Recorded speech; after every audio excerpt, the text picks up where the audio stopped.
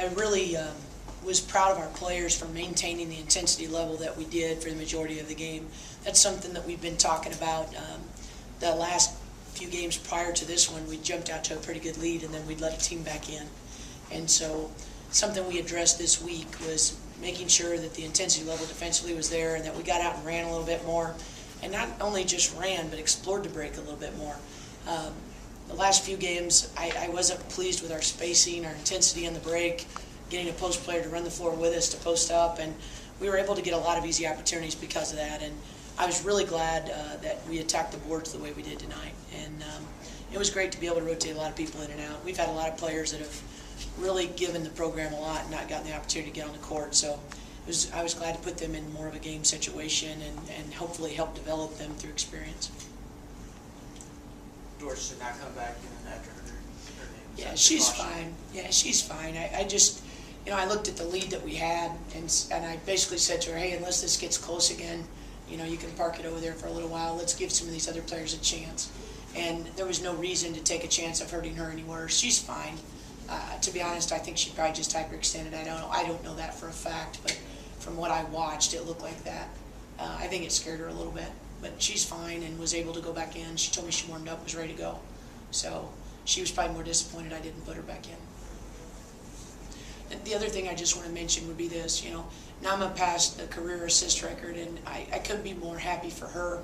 And I'm even more pleased that it happened at home in front of our fans who have done so much for our program. But, there's a player that, I think that record epitomizes who she is. Probably one of the most unselfish, humble players that I've ever coached. And for her to own that record is fitting. She said she did not know coming into the night that she needed to until Courtney Ingersoll told her. I tried to get her to run me through the play where she broke the record. She couldn't remember it. I mean, does that kind of speak to that unselfishness? Yeah, she just wants to win. And, the thing that I've always appreciated about her is, here's a player that we all watched 2 years ago score 40 against USC, and she would have been just as happy scoring 2 and having 20 assists. I mean, kid doesn't care. She just wants to win. And, she's done so much for us because of that kind of mentality. When your best player is unselfish and your best player works hard, everybody else, they fall in line. And that's what has helped us turn our program around in the years that she's been a part of it. Just her unselfish attitude. She said the one evolvement of her game since her freshman year was limiting the turnovers. Can you talk about that, where that came from and, trying to hammer that out of her game? Well, when she first got here, some of the turnovers weren't necessarily her fault. Her teammates weren't used to playing with somebody that saw the floor so well. So there were plenty of times that she'd be coming down the floor and it might bounce off somebody's stomach and hit the floor and go out of bounds. Some of them were extra steps that a foreign player is allowed to take in the international game, that she had to get used to the officiating, what was allowed, what was not. And my assistants did a great job of really kind of refining what she was allowed to do. But she's such an intelligent player. She understood, it took her about halfway through her freshman year. I think when she first started out here, she was probably averaging around 11 turnovers a game. Brian and I suffered through that. But we saw the promise of it and knew that if we kept giving her opportunities, she'd figure it out, and she did. And, she had to grow. She had to have those opportunities. But, she's had a lot of quality experience through playing time here to grow, and we needed her. When she first came in, we didn't have a true point guard on the team. Is she more of a lead by example type person, or can she be vocal at times? She can be vocal, but you hit it on the head with the first statement. She's more of a lead by example. She's not afraid to say things, but she's not somebody that's going to light a fire under you. She's gonna inspire you by patting you on the back and hopefully showing you by her example how hard she plays. Other players have the fire with their leadership, but there's not a player that's not inspired by how hard she plays. She had a pass, I think it was to Emma. She had somebody on her right, and I think Emma on her left. She had two hands on it, faked it, and then came back. Yeah. You had a better vantage point than I did. What did you see? I'll be honest. It was so early that I don't really remember. To be honest, there's so many plays that were going through my head. One where I thought, Lucretia got pummeled.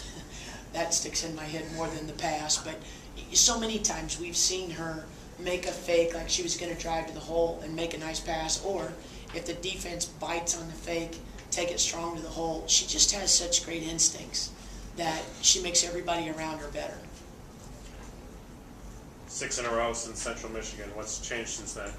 I think paying attention to the little details. You know, against Central, you know, something that at the half that I really praised our team was that two players that we really wanted to capitalize were Black and Bales. They both were 0 for 7 to start the first half. And, you know, we didn't do that against Central. We let their best player go off at the very beginning of the game and get a hot hand. And, you know, you cannot let a Crystal Bradford have that kind of a night, especially to start out the game, to be so confident. She's a great player in her own right, but when you give her open looks like we did, that's something I think we've gotten better at as we've gone along. We've paid attention to the details, not letting the best player have a great night. You know, trying to limit or at least challenge on shots a little bit better. Our transition defense is a lot better, but we were able to also go a little bit deeper tonight and count on those people to not let the lead go away when they were in.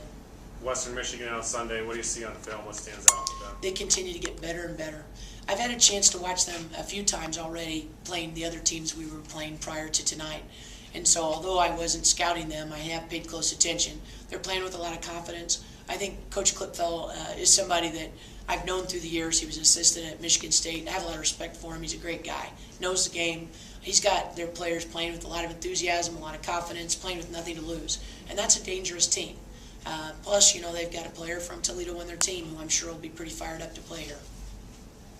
Yolanda gets 15 and 6 tonight. What do you see from her? Did you kind of make an emphasis to get her the ball a lot tonight, get some shot attempts? We did. We wanted to wear down their post. They're not as deep in the post position as we are, and so we made it an emphasis to try to get her to run the floor, to seal, to try to get it to her every opportunity we could. In the zone, she was going to have some great seals where they weren't double teaming. When we faced Northern, there were 2 and 3 people around her most of the night.